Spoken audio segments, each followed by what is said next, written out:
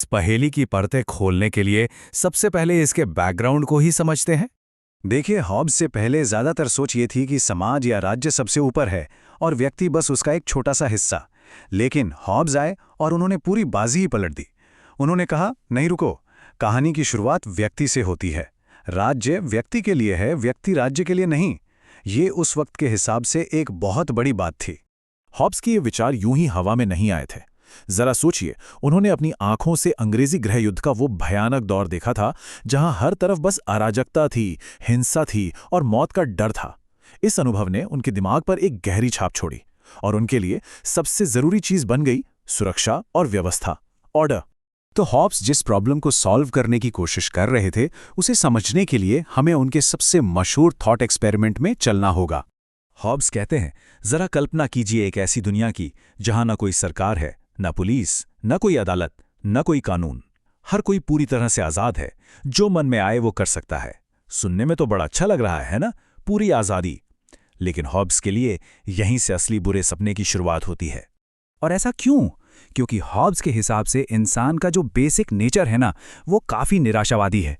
वो मानते थे कि इंसान भाई फंडामेंटली स्वार्थी होता है, उसे बस और ज्यादा पावर चाहिए और उसे अपनी मौत से बहुत ज्यादा डर लगता है। आप सोचिए, जब सब लोग ऐसे ही होंगे और कोई नियम कानून नहीं होगा तो क्या होगा? नतीजा होगा एक लगातार चलने वाला संघर्ष। इसीलिए हॉब्स ने कहा था कि ऐसी हालत में इंसान ही इंसान का दुश्मन बन जाता है। प्राकृतिक अवस्था में हर कोई दूसरे के लिए एक खतरा है। और ये है हॉब्स की शायद सबसे फेमस लाइन, जो इस डरावनी दुनिया की तस्वीर खींचती है। वो कहते हैं कि ऐसी स्टेट में जिंदगी अकेली, गरीब, गंदी, पाशविक और छोटी होती है। मतलब कोई आर्ट नहीं, कोई साइंस नहीं, कोई सोसाइटी नहीं, बस एक अंतहीन जंग, सबका सबके खिलाफ। और जाहिर है, ऐसी जिंदगी कोई नहीं जीना चाहेगा। तो सवाल यह है कि इस भयानक सिचुएशन से बाहर कैसे निकला जाए? क्या कोई रास्ता है? हॉब्स कहते हैं बिल्कुल है, और वो एक बहुत ही लॉजिकल सॉल्यूशन देते हैं। और वो सॉल्यूशन है सोशल कॉन्ट्रैक्ट, यानी सामाजिक अनुबंध। देखिए कैसे काम करता है। सबसे पहले लोग अपने दिमाग का इस्तेमाल करते हैं और समझते हैं कि भाई ऐसे तो जिया नहीं जा सकता। फिर सब लोग मिलकर एक एग्रीमेंट करते हैं कि चलो एक समाज बनाते हैं। इसके लिए वो अपनी कुछ आज़ादी एक सेंट्रल अथॉरिटी को, एक शासक को सौंप देते हैं। और बदले में उन्हें क्या मिलता है?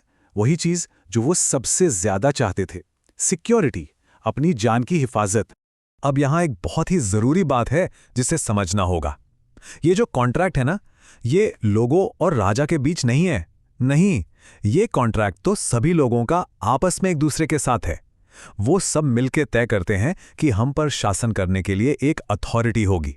इसका मतलब ये कि जो स्टेट है, जो राज्य है, वो कोई भगवान की बनाई हुई चीज नहीं है, बल्कि इंसानों ने खुद अपने फायदे के लिए उसे बनाया है। तो चलिए अब वापस अपने पहले सवाल पर आते हैं। ये सब सुनने के बाद तो ऐसा लगता है कि हॉब्स ने एक बहुत पावरफुल स्टेट बना दिया। तो फिर उन्हें व्यक्तिवाद का जनक क्यों कहा जाता है? देखिए, इसका जवाब इन पॉइंट्स में छुपा है।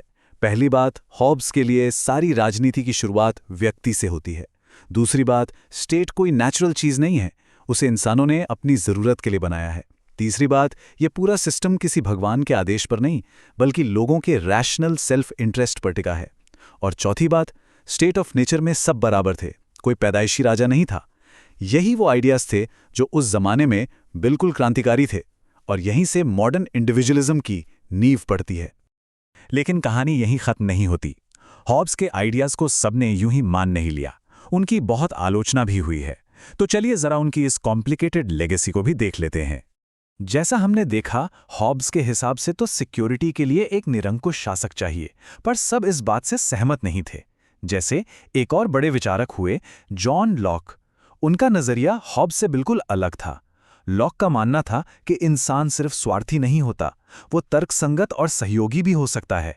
इसलिए हमें एक अनलिमिटेड पावर वाली सरकार नहीं, बल्कि एक लिमिटेड सरकार चाहिए। हॉब्स की आलोचना और भी कई वजहों से होती है। आलोचक कहते हैं कि इंसान के बारे में उनकी सोच बहुत ज्यादा निराशावादी है। इंसान में सिर्फ स्वार्थ ही नहीं, सहयोग की भावना भी तो होती है। और शायद सबसे बड़ी आलोचना ये है कि अगर सारी की सारी पावर एक ही जगह दे दी तो वो तो खुद आज़ादी के लिए सबसे बड़ा खतरा बन जाएगी, है ना? लेकिन इन सारी आलोचनाओं के बावजूद हॉब्स का सबसे बड़ा योगदान यही है कि उन्होंने पूरी पॉलिटिकल थिंकिंग की दिशा ही बदल दी। उन्होंने व्यक्ति को सेंटर स्टेज पर लाकर खड़ा कर दिया।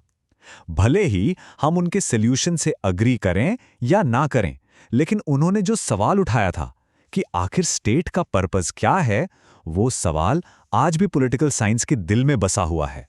और आखिर में हॉब्स हम एक ऐसे सवाल के साथ छोड़ जाते हैं जो जितना उनके ज़माने में ज़रूरी था उतना ही आज भी है। सवाल यह है कि सुरक्षा और आज़ादी के बीच सही बैलेंस कहाँ है? कलेक्टिव सिक्योरिटी के लिए कितनी इंडिविजुअल फ्रीडम को दांव पर लगाया जा सकता है? जब हम आतंकवाद या किसी महामारी से लड़ते हैं तो सरकार को कितनी पावर देनी चाहिए? ये वो सवाल हैं जिनका जवाब हर दौर को, हर पीढ़ी को खुद ही तलाशना पड़ता है।